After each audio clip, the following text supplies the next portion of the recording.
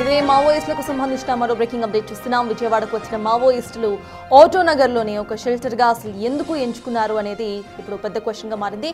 అసలు వారికి వసతులు సమకూర్చింది ఎవరు? 16 రోజులుగా మావోయిస్టులకు భోజనాలు అందిస్తున్న ఆ వ్యక్తి ఎవరు? ఇప్పుడు ఇవే కోణాల్లో పోలీసులు విచారణ కొనసాగిస్తున్నారు. కొత్త ఆటోనగర్లో ఉన్న పరిశ్రమల్లో ఎక్కువ శాతం ఇతర రాష్ట్ర కార్మికులే ఉండడంతో ఎవరికి అనుమానం రాదని భావించే మావోయిస్టులు ఈ ప్రాంతాన్నే ఎంచుకుని ఉండొచ్చని పోలీసులు అంచనా వేస్తున్నారు. మావోయిస్టులకు సహకరించిన వ్యక్తులపైన సైతం నిఘా పెట్టారు పోలీసులు. దీనిపై మరింత సమాచారం మా ప్రతినిధి రాజేష్ అందిస్తారు. రాష్ట్ర వ్యాప్తంగా సంచలనంగా మారిన విజయవాడ ఆటోనగర్ మావోయిస్ట్ అరెస్టులకు సంబంధించినటువంటి విషయంలో నిన్న అయితే అరెస్ట్ చేశారు. కానీ అసలు ముందు ఏం జరిగింది, బిఫోర్ ఏం జరిగింది, తర్వాత ఏం జరిగిందని ఒకసారి విశ్లేషిస్తే కనుక ప్రస్తుతం నిన్న అరెస్ట్ చేసినటువంటి ఆ ప్రాంతంలోనే నిన్నాను. కొత్త ఆటోనగర్ అంటారు. ఇదంతా కూడా ఇండస్ట్రియల్ ఏరియా. ఇండస్ట్రీకి సంబంధించినటువంటి చిన్న ఇండస్ట్రీలు, పెద్ద ఇండస్ట్రీలు కూడా ఇక్కడ ఉంటాయి. ఇక్కడ మావోయిస్టులు ఆటోనగర్లోని ఈ భవనాన్ని, ఈ ప్రాంతాన్ని ఎంచుకోవడానికి ప్రధాన కారణం ఏంటంటే ఇక్కడ మీకు కనబడుతుంది కదా, బిల్డింగ్ ఎదురుగానే చాలా చిన్న చిన్న ఇండస్ట్రీస్ ఉంటాయి. ఇక్కడ పనిచేసే వాళ్ళు ఇక్కడ స్థానికులతో పాటు ఇతర రాష్ట్రాలు, బీహారు, ఛత్తీస్గఢ్, ఒరిస్సా, జార్ఖండ్, ఇతర రాష్ట్రాల నుంచి కార్మికులను తెప్పించుకుని వాళ్ళకి ఇక్కడే స్థానికంగా ఉపాధి, ఇక్కడే షెల్టర్ ఇచ్చి వాళ్ళతో పనులు చేయించుకుంటారు. ఈ నేపథ్యంలో ఇలాంటి ప్రాంతాన్ని ఇతర రాష్ట్రాల కూలీలు, కార్మికులు ఇక్కడ పనిచేస్తున్నారు కాబట్టి ఇక్కడ షెల్టర్ తీసుకోవడం ద్వారా ఎవరికి అనుమానం రాదనేది మావోయిస్టుల ప్లాన్గా కనబడుతుంది. దానిలో భాగంగానే ఈ నెల నవంబర్ 1న ఇక్కడికి వచ్చినట్టు ఈ బిల్డింగ్ రెంట్కి తీసుకున్నట్టుగా పోలీసులు నిర్ధారించారు. అంతేకాదు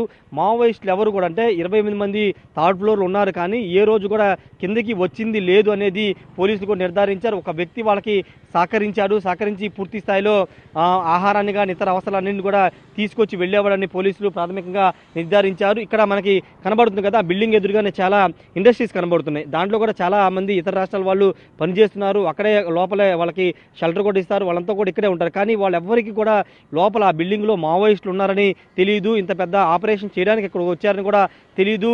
ఎందుకంటే జనరల్గా ఇక్కడ ఉన్న వాళ్ళందరూ కూడా ఇతర రాష్ట్రాల వాళ్ళు కాబట్టి వాళ్ళు కూడా మావోయిస్టులు కాదు, పనుల కోసం వచ్చేవాళ్ళే అని భావిస్తారు. కాబట్టి ఈ ప్రాంతాన్ని మావోయిస్టులు ఎంచుకున్నారని తెలుస్తుంది. అయితే ఈ బిల్డింగ్, ఇక్కడ ఉన్నటువంటి ఈ ప్రాంతాల్లో కొంత కాస్ట్లీ బిల్డింగ్ అని ఇది కనబడుతుంది. ఈ బిల్డింగ్లో థర్డ్ ఫ్లోర్లో రెంట్కు తీసుకోవడానికి కూడా ఇక్కడ కొంతమంది ఒక మహిళ సహకరించిందని పోలీసులు నిర్ధారించారు. ఆ మహిళ కూడా ప్రస్తుతం పోలీసులు అదుపులో ఉన్నట్టు తెలుస్తుంది. నవంబర్ 1న ఇక్కడికి వచ్చినప్పుడు అప్పలస్వామి నాయుడు, ఈ బిల్డింగ్ యజమాని అప్పలస్వామి నాయుడుతో కాంటాక్ట్ కాకుండా అక్కడ ఉన్నటువంటి సెక్యూరిటీ సిబ్బందితో మాట్లాడించి ఫోన్లోనే కాంటాక్ట్ చేయించి వాళ్ళకి అద్దెకి ఇచ్చారు. నేషనల్ హైవే పనుల కోసం ఇక్కడికి వచ్చామని చెప్పి వీళ్ళు అద్దెకి దిగారు. దిగిన తర్వాత ఎవరికి అనుమానం రాకోకుండా చాలా వ్యూహాత్మకంగా 16 రోజుల పాటు ఇదే బిల్డింగ్లో ఉన్నారు. వాళ్ళకి కావాల్సిన నిత్యావసరాలు, భోజనాలు, కాఫీలు, టీవీలు అన్నీ కూడా బయట నుంచి వ్యక్తులు తీసుకొచ్చారు. అయితే ఆ బయట నుంచి తీసుకొచ్చిన వ్యక్తులు ఎవరు అనే దానిపైన ఇప్పుడు పోలీసులు నిఘా పెట్టారు. ఎవరు వాళ్ళకి సహకరించింది, 15-16 రోజుల పాటు ఇక్కడ ఉన్నప్పటికీ ఎలాంటి సమాచారం బయట రాకుండా వాళ్ళకి సహకరించిన వ్యక్తులనే ఎవరు అనే దానిపైన పోలీసులు విచారణ చేపట్టినటువంటి పరిస్థితి. మొత్తం కూడా ఇండస్ట్రియల్ ఏరియాని కాబట్టి ఎవరికి అనుమానం రాదు. కాబట్టే ఈ ఆటోనగర్లోని కొత్త ఆటోనగర్ ప్రాంతాన్ని ఎంచుకున్నారు.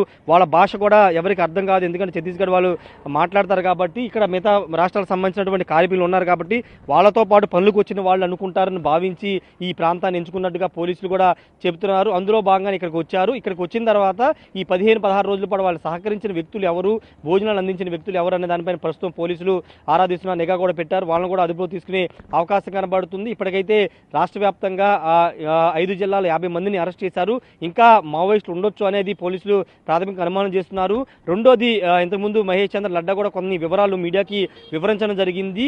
ఆంధ్రప్రదేశ్లోని విజయవాడ లేకపోతే ఈ కోస్టల్ ఏలూరు కానీ, కాకినాడ కానీ, విజయవాడ ఎన్టీఆర్ జిల్లాను ఎంచుకోవడానికి ప్రధాన కారణం ఏంటంటే ఛత్తీస్గఢ్లో కొంత అక్కడ ప్రభుత్వ ఒత్తిడి కానీ కొంత నిఘా ఎక్కువ కావడంతోనే ఛత్తీస్గఢ్ నుంచి ముందుగా తెలంగాణకి వెళ్లాలని భావించారు. కానీ అక్కడ కూడా సెక్యూరిటీ కొంత ఎక్కువగా ఉండడం, రెండోది అక్కడ ఇబ్బందికర పరిస్థితులు ఎదురవుతున్న నేపథ్యంలో ఆంధ్ర ప్రాంతాన్ని ఎంచుకున్నారని మహేష్ చంద్ర లడ్డా కూడా వివరించారు. దానిలో భాగంగానే హిడ్మా, నిన్న ఎన్కౌంటర్లో చనిపోయిన హిడ్మా కానీ, దేవ్జీకి సంబంధించినటువంటి అనుచరులు, వాళ్ళకి సంబంధించిన సెక్యూరిటీ సిబ్బంది ముందుగా విజయవాడకు వచ్చారు. విజయవాడలో సేఫెస్ట్ ప్లేస్గా ఉన్నటువంటి ఆటోనగర్, ఇక్కడ కార్మికులుగా వస్తే ఎవరు గుర్తుపడరు కాబట్టి ఈ ప్రాంతాన్ని ఎంచుకుని ఇక్కడ ఇల్లు అద్దెకి తీసుకుని ఉన్నారనేది పోలీసులు కూడా నిర్ధారించారు. హిడ్మాని ఇక్కడ ముందుగానే ఇక్కడ అదుపులో తీసుకుని అక్కడ మారేడుమిల్లి తీసుకెళ్లి ఎన్కౌంటర్ చేశారని కొంతమంది ఆరోపిస్తున్నారు, పౌర సంఘాలు ఆరోపిస్తున్నారు. దాంట్లో కూడా వాస్తవం లేదని చెప్తున్నారు. హిడ్మాకి సంబంధించినటువంటి ఆపరేషన్ గత కొన్ని రోజులుగా జరుగుతుంది. దానిలో భాగంగా హిడ్మా ఎన్కౌంటర్ జరిగిందని చెప్తున్నారు. ప్రస్తుతం నిన్న అరెస్ట్ అయినటువంటి 50 మంది, మొత్తం 5 జిల్లాలు అరెస్ట్ అయినటువంటి 50 మందిలో